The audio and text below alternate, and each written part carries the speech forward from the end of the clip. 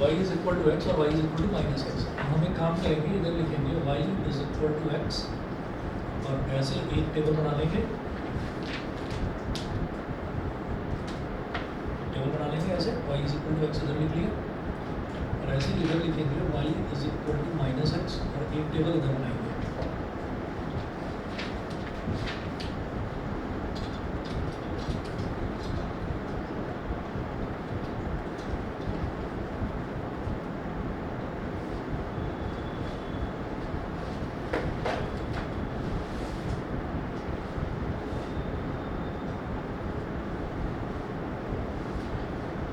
कोई भी वैल्यू लीजिए, जैसे मान लीजिए मैंने x की वैल्यू 0 ले ली, कोई y की वैल्यू भी 0 है, तो दोनों इक्वल है ना। x की वैल्यू मैंने 1 ले ली तो y की वैल्यू भी दोनों, तो x और y दोनों की वैल्यू 1 0 0 और 1 1 ये वैल्यूज हैं। ऐसे यहाँ पर क्या करेंगे कि x की वैल्यू 0 ले लेंगे, अगर x की वैल्यू 0 है तो y इज इक्वल टू क्या हो जाएगा -0, -0 का मतलब तो 0 ही है ना, तो y की वैल्यू भी 0 होगी। और अगर x की वैल्यू मैंने 1 ले ली तो y की वैल्यू क्या हो जाएगी -1। ठीक है, तो हमें बस दो वैल्यूज़ निकालनी होती है और अब इसके बाद मैं ग्राफ बनाऊंगा और मेरे को जब इनको प्लॉट करना है, यानी कि ग्राफ को बनाना है, तो सेम ग्राफ पर हमको इसको बनाना है। ठीक है, तो बनाते हैं, अभी देखिएगा।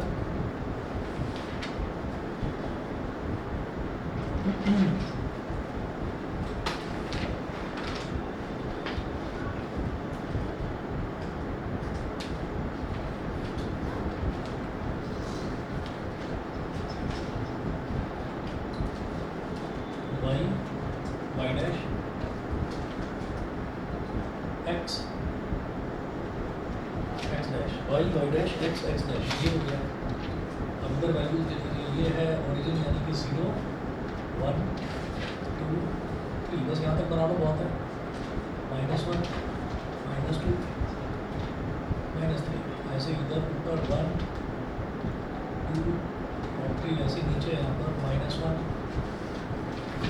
-2 -3। तो अगर x की वैल्यू 0 तो y की वैल्यू भी 0, तो यहाँ डॉट लगा दिया, और x की वैल्यू 1 तो y की वैल्यू भी 1, तो यहाँ पर डॉट लगा दिया। इन दोनों डॉट्स को ज्वाइन कर दिया। ठीक है, ऐसे स्केल से दोनों डॉट्स को ज्वाइन कर दिया और दोनों डॉट्स पर लिख दो, जैसे यहाँ है, यहाँ लिख दिया 0,0, ठीक है, और यहाँ लिख दीजिए 1,1, ये हो गया। उसके बाद क्या करिए, ये हमारी पहली वाली इक्वेशन हो गई, तो इसको यहाँ पर लिख दीजिए, इस लाइन पर लिख दीजिए ऐसे y is equal to x, y is equal to x हो गया। ठीक है, उसके बाद आगे चलते हैं, y is equal to -x है, तो 0 पर 0 तो ये सेम हो गया, और जब x की वैल्यू 1 है तो y की वैल्यू -1 है। इन दोनों को ज्वाइन करना है ऐसे, यहाँ लिख दीजिए y is equal to -x, ये वाला पॉइंट क्या हो गया 1, -1, जब x की वैल्यू 1 तो y की वैल्यू -1, तो ये हो गया y is equal to -x। बोलिए जी, क्लियर है? क्लियर है, y is equal to x और y is equal to -x, ये हो गया। अब मेरे को क्या करना है यहाँ पर कि जैसे हमारे पास ये दोनों के दोनों हमारे पास आ गए। अब इन्होंने क्या बोला कि also find the coordinates of the point where the two lines intersect. बताइए दोनों लाइंस कहाँ इंटरसेक्ट कर रही हैं? ओरिजिन पर। ठीक है, तो लिखिएगा both the lines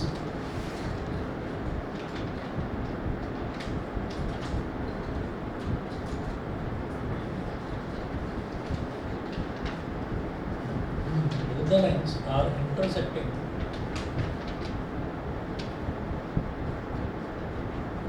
both the lines are intersecting at the origin, that is 0, 0, तो दोनों लाइन्स 0, 0 यानी कि ओरिजिन पर इंटरसेक्ट कर रही है। ठीक है, क्लियर? ये हमारा एग्जाम्पल नंबर 4 हुआ। एग्जाम्पल 4 के बाद में एग्जाम्पल नंबर 5 देखिएगा। एग्जाम्पल नंबर 5 है, the taxi fare in a city is as follows. जो भी आपको एग्जाम्पल्स करा रहा हूँ ना, ये समझ लीजिएगा इंपॉर्टेंट है, ये स्कूल में टीचर बहुत देते हैं। ठीक है, तो देखिएगा एग्जाम्पल नंबर 5 है, the taxi fare in a city is as follows.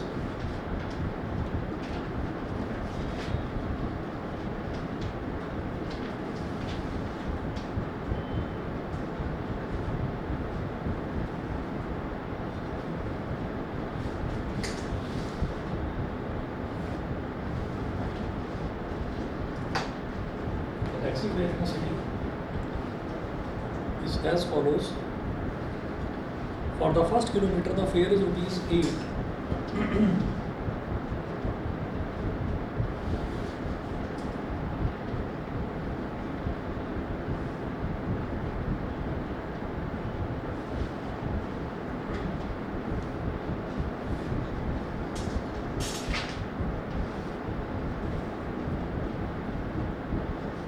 For the first kilometer, the fare is ₹8, comma. For the subsequent distance, it is ₹5 per kilometer.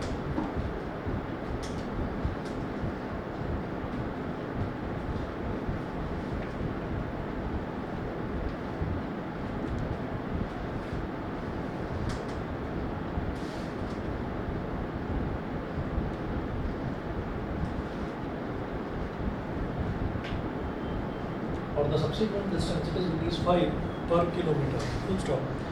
Taking the distance covered as X kilometer,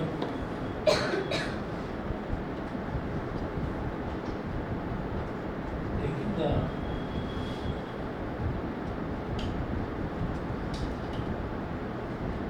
distance covered as X kilometer and total fare is Y.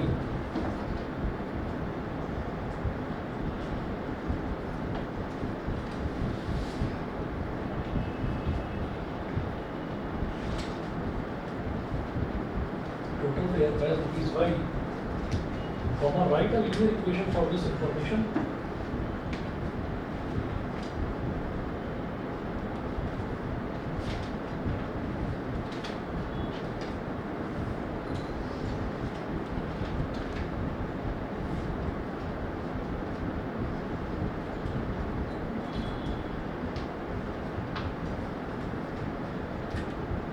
Write a linear equation for this information and draw its graph.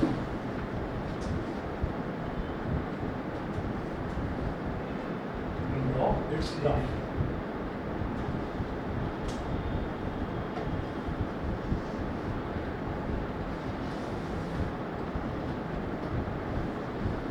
And draw its graph, और इसका आपको graph बनाना है, ठीक है। तो देखिए क्या दे रखा है, the taxi fare in a city is as follows. तो किसी एक सिटी की बात हो रही है, तो वहाँ पर टैक्सी फेयर कुछ ऐसा है कि for the first kilometre the fair is ₹8।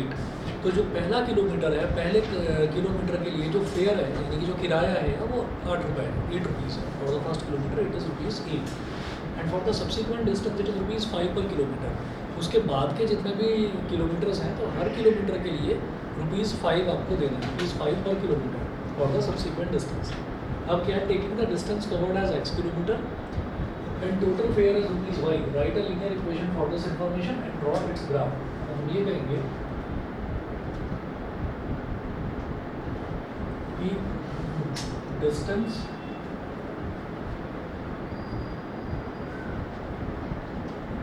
covered is equal to कितना है, X किलोमीटर। कितना डिस्टेंस है, X किलोमीटर। ये दे रखा है क्वेश्चन कि आप डिस्टेंस जो है उसको आप X किलोमीटर मान लीजिए, ये मान लिया। उसके बाद and total fair is ₹Y। तो फेयर कैसे निकलेगा, फेयर इज इक्वल टू 8 क्या हो गया, 8 हो गया पहले 1 किलोमीटर के लिए आपको ₹8 देने हैं, ठीक है। उसके बाद जितने भी किलोमीटर्स बचते हैं, तो हर किलोमीटर के लिए आपको ₹5 देने हैं। तो टोटल किलोमीटर कितने आपने ट्रैवल करे, X किलोमीटर। तो शुरुआत में 1 किलोमीटर आपने ट्रैवल करा, ₹8 दे दिया उसके लिए। अब टोटल डिस्टेंस कितना बचा, 1 किलोमीटर आप ट्रैवल कर चुके हैं, 1 के बाद डिस्टेंस कितना बचा, X-1। टोटल डिस्टेंस कितना था, X था, 1 किलोमीटर आपने ट्रैवल कर लिया, अब डिस्टेंस बचा कितना, X-1। और आगे का 1 किलोमीटर का जो शुरुआत वाला जो पहला किलोमीटर है, उसके लिए आपको ₹8 देने, ₹8 देने, वो आपने दे दिए। उसके बाद जो बाकी के जो बचा हुआ किलोमीटर्स हैं, उसके लिए आप 1 किलोमीटर का ₹5 देंगे। तो X-1 किलोमीटर के कितने बचेंगे, 5 × X-1। समझ गए भाई। अगर 4 किलोमीटर हम ट्रैवल कर रहे हैं 1 किलोमीटर के बाद, है ना, मान लीजिए हम 5 किलोमीटर ट्रैवल कर रहे हैं, तो पहले किलोमीटर के तो हमने ₹8 दे दिए। अब किलोमीटर कितने बचे, 5 - 1 यानी कि 4 किलोमीटर बचे। 1 किलोमीटर के ₹5 हैं, तो 4 किलोमीटर के कितने हुए, 5 × 4 20, है ना। ये तो नॉर्मल सा हिसाब है, ठीक है।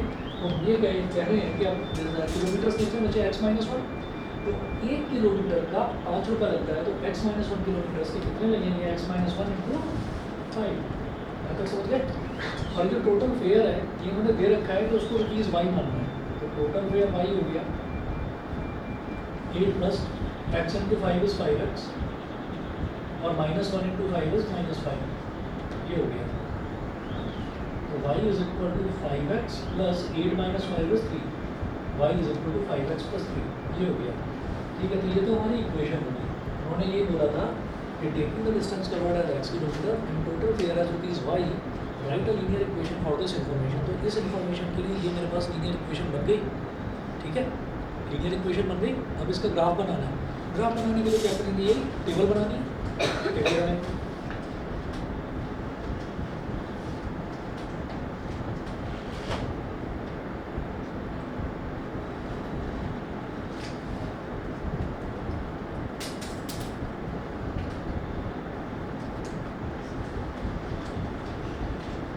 टेबल बनाएंगे तो x की वैल्यू अगर मैंने 0 ले ली तो जरा बताना y की वैल्यू कितनी आएगी?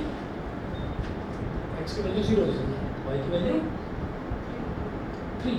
भाई 5 इंटू 0 क्या हो गया? 0, और 0 प्लस 3 इज 3। ठीक है ना, तो y की वैल्यू 3 आ गई। बोलो क्लियर है ना सभी को? ठीक है। अच्छा, x की वैल्यू मैंने 1 ले ली तो y की वैल्यू बोलो 8। 5 इंटू 1 इज 5, 5 प्लस 3 इज 8। ठीक है, अब आप क्या करें? ग्राफ बना लें इसका। ग्राफ कैसे बनेगा? क्योंकि नेगेटिव वैल्यू नहीं है यहाँ पर, मुझे टेबल ही देखकर पता चल रहा था अच्छा y की वैल्यू नेगेटिव आ रही है, तो मैंने इसलिए y को नीचे तक बनाया, x को भी मैंने पीछे तक बनाया। अब क्योंकि मुझे इस टेबल में दिखाई दे रहा है कि कोई नेगेटिव वैल्यू है ही नहीं, ना x की ना y की, तो इसलिए मैंने x को ये वाला और y को ये वाला बना दिया। कुछ ज़्यादा तेज आवाज़ नहीं आ रही,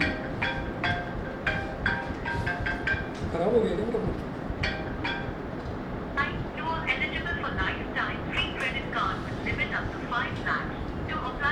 5 लाख रुपए का क्रेडिट कार्ड मिल रहा है मेरे को, और ये दिन में 3-3, 4-4 बार मिलता है। नहीं चाहिए भाई।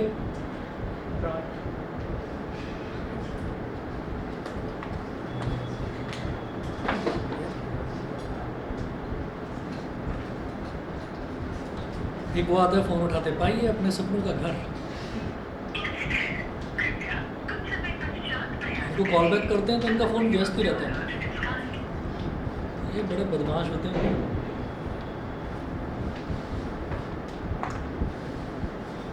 एक बीच में वो आने लगा था जब कोविड चल रहा था ना, तो आप लोगों को भी पता ही होगा, जब कोविड का टाइम चल रहा था तो सब फिर वो आते थे, फ़ोन आते थे, ब्लड टेस्ट करवा लो, ब्लड टेस्ट करवा लो। अरे एक तो आदमी वैसे ही डरा हुआ है कोविड में, सब घर के अंदर बंद पड़े हुए, ब्लड टेस्ट करा लो, वो ब्लड निकलता है यहाँ से, लगता है उसको देखकर और डर लगता है भाई। बड़ा टफ टाइम था वो भी। चलिए, x की वैल्यू 0, 1, 2, 3, 4, 1, 2, 3, 4, 5, 6, 7, 8।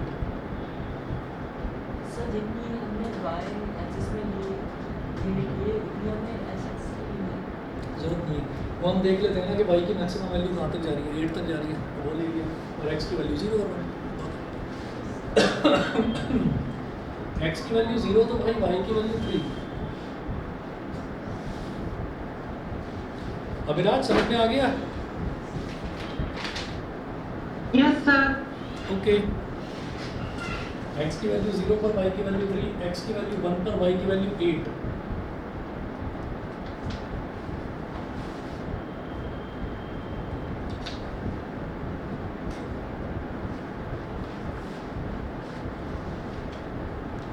बन गया ग्राफ। यहाँ पर आप लिख दीजिए y is equal to 5x plus 3।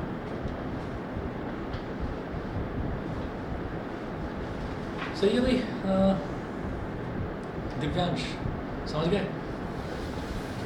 चुप चुप रहते हो तुम, समझ में आ रहा सभी कुछ? हाँ, और भाई पीछे तनुज, डाउट वाउट हो तो भाई पूछ लेना, ठीक है? मैं बता देता हूँ, मैं डेंजरस नहीं हूँ इतना, ठीक है? कोई भी डाउट हो तो पूछ लेना, ठीक? चलिए जी, अगला क्वेश्चन देखते हैं, example number 6।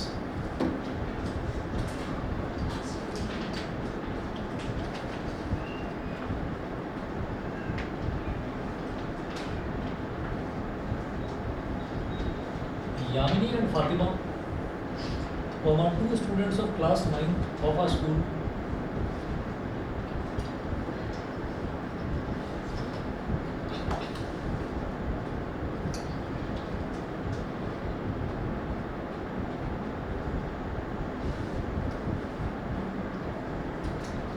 Students of class 9 of our school together contributed rupees 100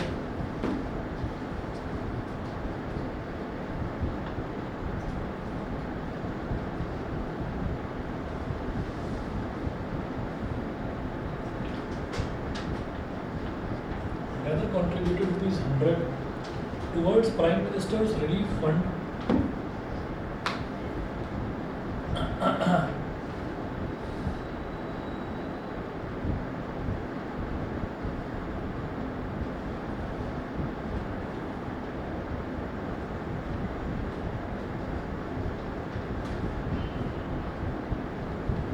towards Prime Minister's Relief Fund to help the earthquake victims.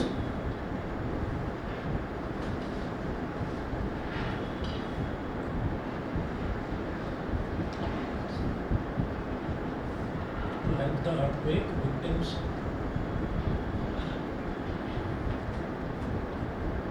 Full stop. Write a linear equation which satisfies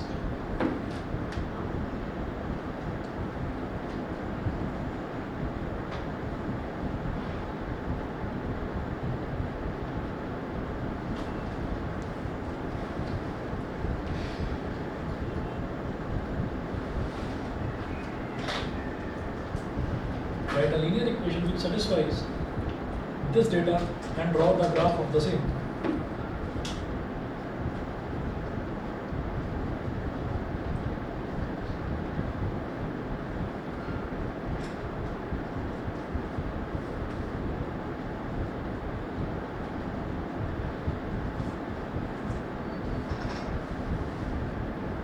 It satisfies this data and draw the graph of the same.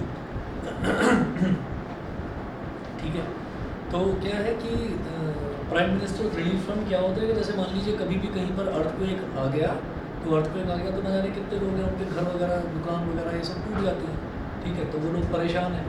अब क्या होता है कि government कुछ ना कुछ help करती है, गवर्नमेंट की भी कुछ लिमिटेशंस हैं, तो गवर्नमेंट क्या करती है, गवर्नमेंट जो है कोई फंड जो है फंड अनाउंस कर देती है। फंड का अनाउंसमेंट इस तरीके से होता है कि कह देते हैं कि भाई हमने प्राइम मिनिस्टर्स रिलीफ फंड है और प्राइम मिनिस्टर्स रिलीफ फंड का ये एक अकाउंट नंबर है, इसमें आप जितना आप डोनेशन करना चाहें अर्थक्वेक विक्टिम्स के लिए जितना आप डोनेशन करना चाहें उतना आप डोनेशन कर दें। तो डोनेशन के लिए यामिनी और फातिमा क्लास 9 में 2 स्टूडेंट्स हैं पढ़ती हैं, उन्होंने दोनों ने मिलकर कहा कि चलो हम 100 रुपये डोनेट कर देते हैं, ठीक है। जब भी कभी कोई ऐसा रिलीफ फंड होता है तो उसमें कोई 1 रुपया भी डोनेट करना चाहे तो वो डोनेट कर सकता है, ठीक है। तो आगे देखिए, Yamini and Fatima 2 students of class 9 of a school together contributed rupees 100 towards prime minister relief fund to help the earthquake victims. तो इन्होंने क्या करा, दोनों ने मिलकर 100 रुपये जमा कर दिए। Right a linear equation which satisfy this data and draw the graph of the same, ठीक। तो इसमें एक्स और वाई इन्होंने कुछ दे नहीं रखा है, तो हम खुद मान लेंगे। हम ये कहेंगे कि यामिनी का कॉन्ट्रीब्यूशन एक्स रुपीज़ और फातिमा का कॉन्ट्रीब्यूशन वाई रुपीज़, ठीक है। तो late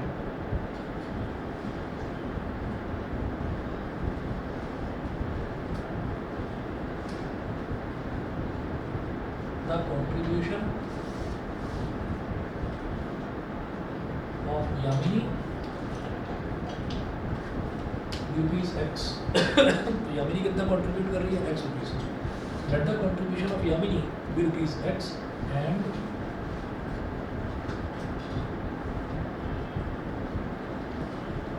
the contribution of Fatima be rupees y, ठीक है। तो मुझे ऐसे ही बता दो इक्वेशन क्या बनेगी, बताओ भाई देवांग, सोचो बताओ, तुम भी बता सकते हो, बहुत आसान बनेगी।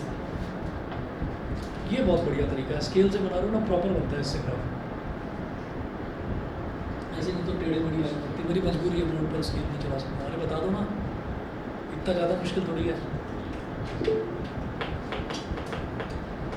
उसने बता भी दिया अभिराज ने, तुम बताओ भी पीछे। यामिनी एक्स रुपीज़ डोनेट करती है, फातिमा वाई रुपीज़ डोनेट करती है, x plus x plus y, बस एक्स प्लस वाई सिंपल है, x plus y equal to 100। Yamini ने एक्स रुपीज़ डोनेट करे, फातिमा ने वाई रुपीज़ डोनेट करे, दोनों ने टोटल कितना सर आपने यही कहा था लेकिन इसमें तो कुछ गलत होएगा। पता नहीं, तुम ना कंफ्यूज हो जाते हो भाई।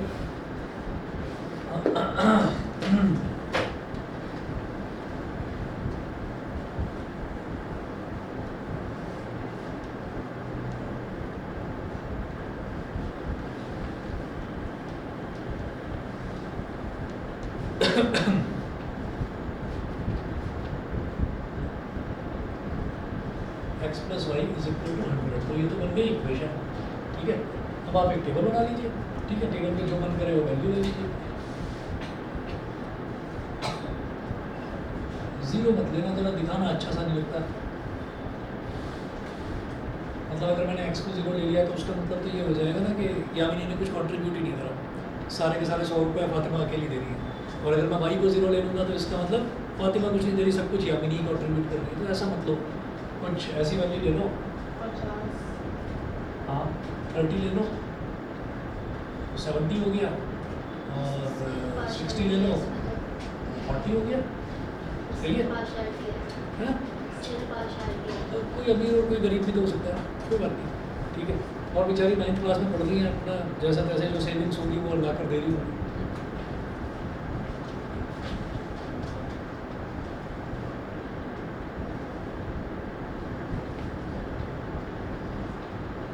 एक्स और वाई, अब क्या करिए, इसमें ना 10-10 का गैप लगेगा, 0 10 20 30 40 50 60 70 और 80, मैंने 80 तक बना लिया। 10 20 30 40 50 60 70 और 80। अब जरा देखिए, x की वैल्यू 30 तो y की वैल्यू 70, x की वैल्यू 30 तो y की वैल्यू 70, ये डॉट लगा दिया। x की वैल्यू 30 तो y की वैल्यू 70, ठीक है। ऐसे आप डॉटेड लाइन में ड्रॉ कर सकते हैं स्केल की हेल्प से। और x की वैल्यू 60 तो y की वैल्यू 40, ठीक है। अब इन दोनों डॉट्स को ज्वाइन कर दीजिए।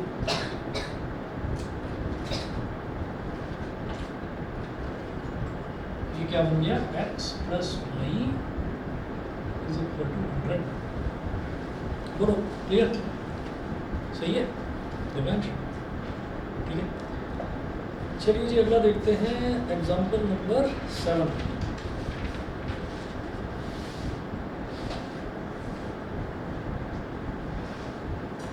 Example number 7. If the point 3, 4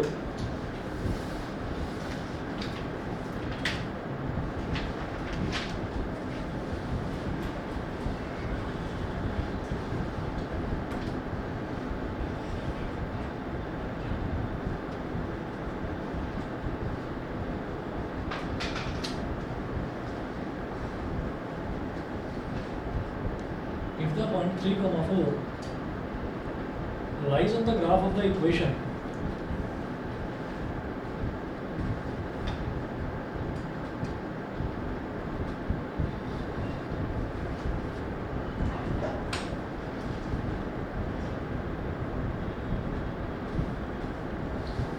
if the point 3, 4 lies on the graph of the equation 3y is equal to 3x plus 7,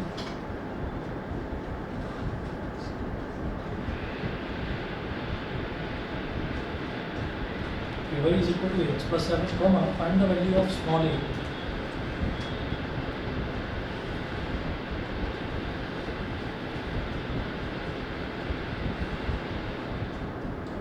Find the value of small a. If the point 3, 4 lies on the graph of the equation, equation ये दे रखी है 3y is equal to x plus 7, find the value of small a, निकालो। Question समझ में आ गया?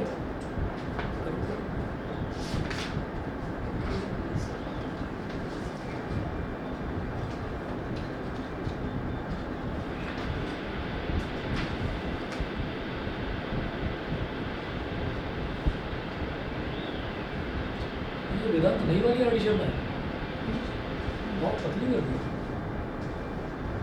Number of pages बताना जरा count करके पीछे कितने हैं लास्ट पेज उठाते हैं कितने हैं पेज नंबर सबसे ऊपर लिखा रहता है कोने में मेरे को लिखा है 680 हाँ 17.28 अच्छा मतलब वो डिवाइड कर रखा है चैप्टर नंबर 17 का 28 पेज करो भाई बताओ मेरे को एक ही वैल्यू पता करनी है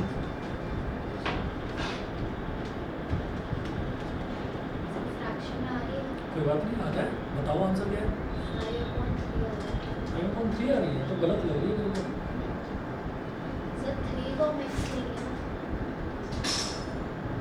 क्या 5.3 आ रहा है 5.3 ठीक है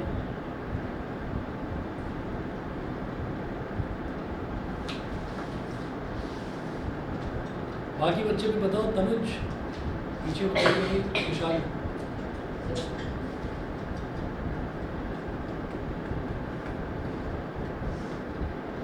आशीष बहुत सोच रहे हो x की वैल्यू क्या इस इक्वेशन में x की वैल्यू क्या लोगे 3 x की जगह 3 लिखो y की जगह 4 लिखो अब बताओ a की वैल्यू क्या आ रही है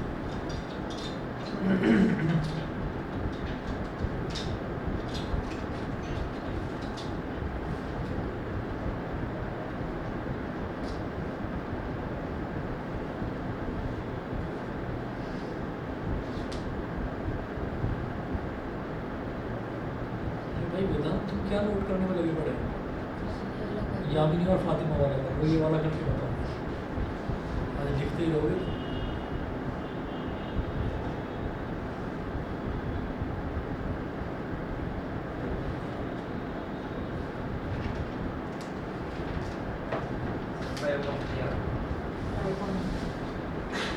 पीछे बताओ तनुज अन्वेषा हुआ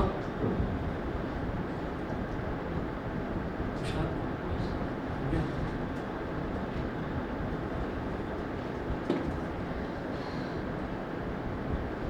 अगर कोई टीचर क्वेश्चन पूछ ले तो टेंशन ऐसी हो जाती है जैसे पता नहीं बहुत भयंकर कोई क्वेश्चन पूछ लिया है आशीष टेंशन में इस टाइम पूरी लिख भी नहीं पा रहा कुछ इतना मुश्किल क्या -3 y की जगह क्या लिखा 3 4 सा 12 हो गया इधर ए x की जगह क्या लिखा a into 3 हो गया +7 7 को इधर लाऊंगा 12 minus 7 is equal to 3a 12 minus 7 क्या हो जाएगा 5 is equal to 3a 3 multiply divide में चला जाएगा क्या भाई दिव्यांश तुम भी टेंशन और पीछे तरफ कुछ बोल ही नहीं रहा है ये पहला मेरा 9th क्लास का बैच है जो इतना खामोश रहता है भी खामोश रहता है अच्छा खामोश का मतलब जानते हो साइलेंट हाँ शांत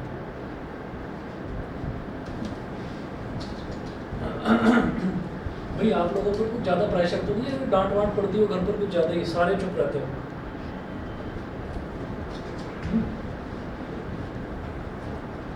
माहौल घर का ज़्यादा डांट वाला है क्या ये कोई बता तुम्हारे घर का तो नहीं होगा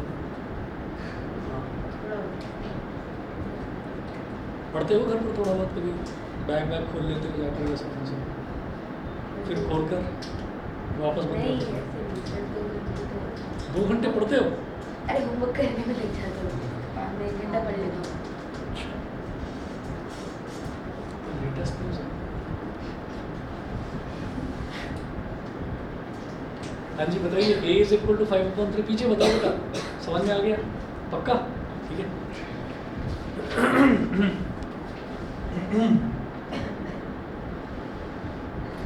एग्जाम्पल नंबर 8 ये छोड़ो चलो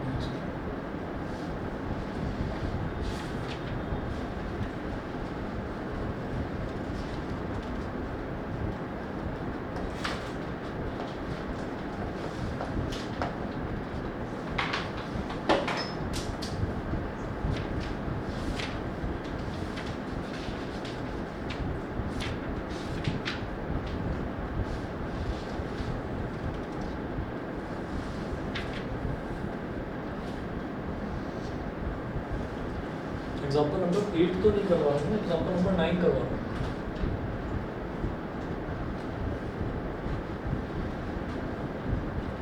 Find the points where the graph of the equation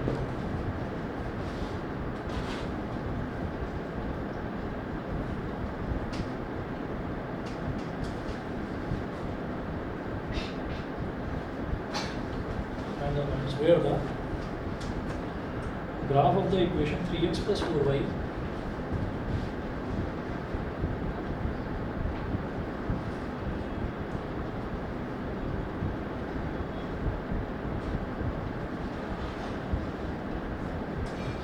x plus 4y is equal to 12 cuts the x-axis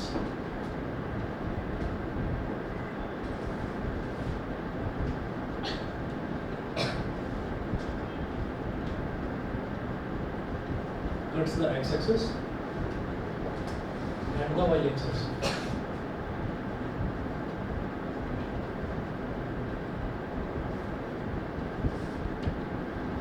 Find the points where the graph of the equation. तो ये जो इक्वेशन दे रखी है 3x plus 4y is equal to 12, आपको क्या करना है, properly इसका ग्राफ बनाना है। इसका ग्राफ बनाकर आपको अपने आप ही समझ में आ जाएगा कि ये एक्स एक्सिस पर किस पॉइंट पर ये एक्स एक्सिस को काट रहा है, ठीक है, वो पॉइंट बताना है, ठीक है।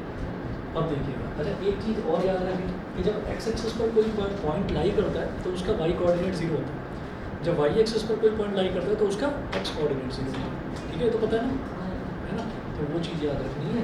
करता हूँ उसको, बताओ करोगे खुद से, ग्राफ तो बनाओगे एटलीस्ट। जैसे ये 3x plus 4y is equal to 12, तो 4y क्या हो गया, 12 minus 3x, तो y कितना हो गया 12 minus 3x upon 4। अब कोई भी वैल्यूज ले लीजिए, x की एक वैल्यू ले लो 0, अब देखो y की वैल्यू क्या आ रही है, फिर y की वैल्यू 1 ले लो या 2 ले लो, ऐसे करके x की वैल्यू 1 या 2 ले लो और y की वैल्यू निकालो, कोई दो वैल्यूज निकालना है और फिर ग्राफ बनाना है। देखिएगा,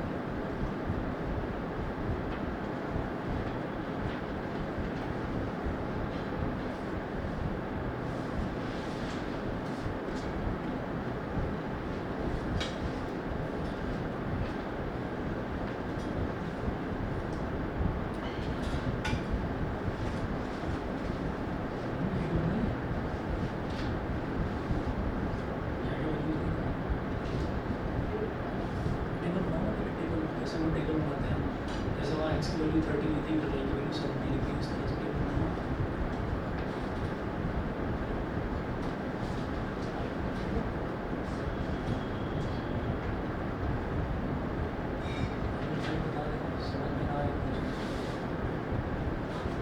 कर लिया, मैं कर लिया, ग्राफ वगैरह सब बना लिया। हाँ बड़ा गंदा बनाया है। हाँ नहीं कोई बात नहीं, मतलब नहीं। अच्छा करो करो कोई नहीं, हो गया। सर मेरा फ्रैक्शन में जो महान हुआ ये पता है कब करता है, बीच में मल्टीप्लिकेशन का साइन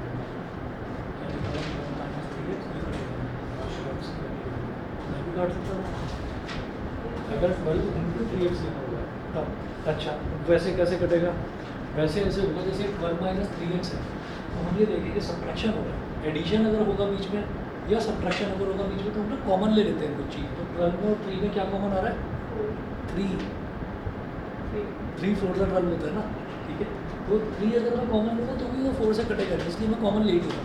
तो आपको x की वैल्यू उसी में डालनी है और फिर देखना क्या आ रहा है आंसर। फ्रैक्शन में आ रहा अरे आने दो ना फ्रैक्शन, तो कोई वैल्यू ऐसी हो जो फ्रैक्शन में ना आए, इसीलिए तो दिया है करने के लिए। देखो कर दिया लोगों ने, क्या बात है, वेरी गुड। देखिए देना बहुत बढ़िया। और दूसरी वैल्यू कितनी है? है। कोई नेगेटिव नंबर माइनस माइनस 2 क्या बात है, वेरी गुड। लेकिन यार एक गड़बड़ हुई है इसमें ना, इसमें ना आपको यहाँ पर 4 लेना भूल गए डिनोमिनेटर, है ना? तो 2 6 आएगा इसका। क्या बोल रहे हो? नेगेटिव ले सकते हैं, एक्स की वैल्यू नेगेटिव ले सकते हैं।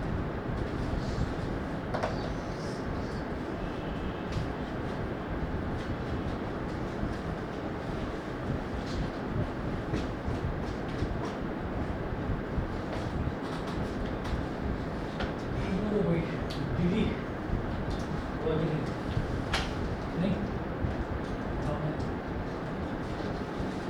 वही वैल्यू देता है इसकी जो दोबारा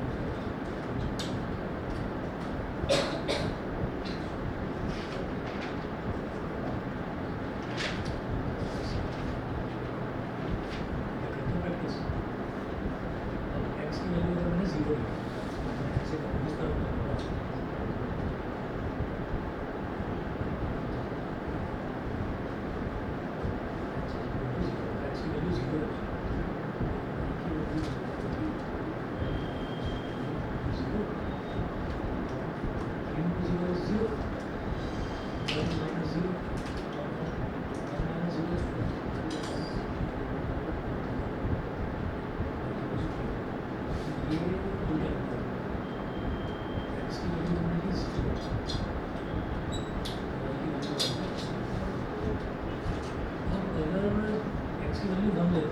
इसमें ऐसे ही करके थोड़ा सा सोचो। अगर x की वैल्यू 1 ले लेते तो 3 1 तो 3 हो जाएगा, तो 12 माइनस 3 क्या बन जाएगा 9, तो 9 तो 4 से डिवाइड नहीं होगा। तो मैंने यहाँ x की वैल्यू मत ली, x की वैल्यू 2 ले लेते हैं, 3 2 सा 6, 12 माइनस 6 क्या हो जाएगा 6, 6 भी 4 से डिवाइड नहीं होगा। तो फिर क्या करें, x की वैल्यू 4 ले लेना मुझे, x की वैल्यू 4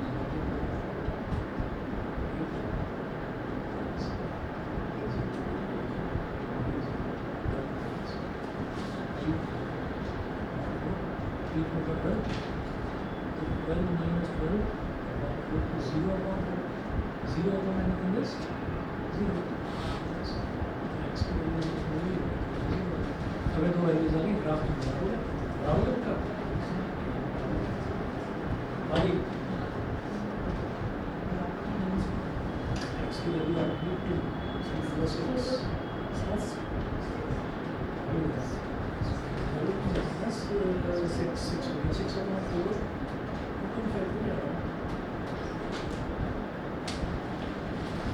6 को अगर 4 से डिवाइड करते हैं तो 1.5 है।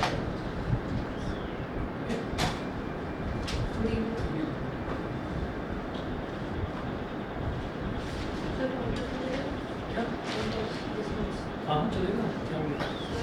ठीक है, मेरे को एक बात तो बताओ, आप बहुत आसान वैल्यूज नहीं ले सकते क्या इसमें? बहुत आसान वैल्यू, जैसे एक वैल्यू हम लेते हैं, x की वैल्यू 0 ले लेते हैं, x की वैल्यू मान लीजिए हमने 0 ले ली। अगर x की वैल्यू मैं 0 लूँगा तो 3 इंटू 0 क्या हो जाएगा 0, 12 माइनस 0 इज 12 और 12 अपॉन 4 इज 3।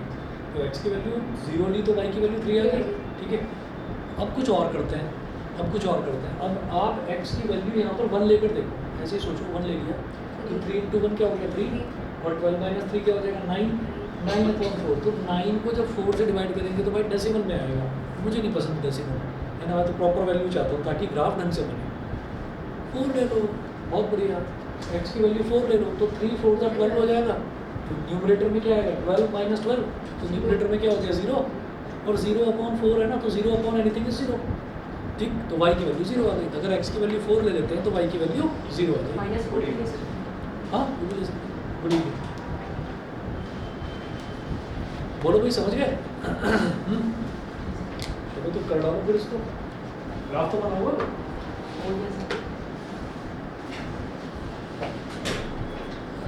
इतने आसान से चैप्टर में तो लेकर बैठे हो इसको। हाँ विद्यमा, क्या बात है, बात खूबसूरत बनाया जा रहा है। उन्होंने क्या छोटा नोटबुक खत्म हो गई क्या?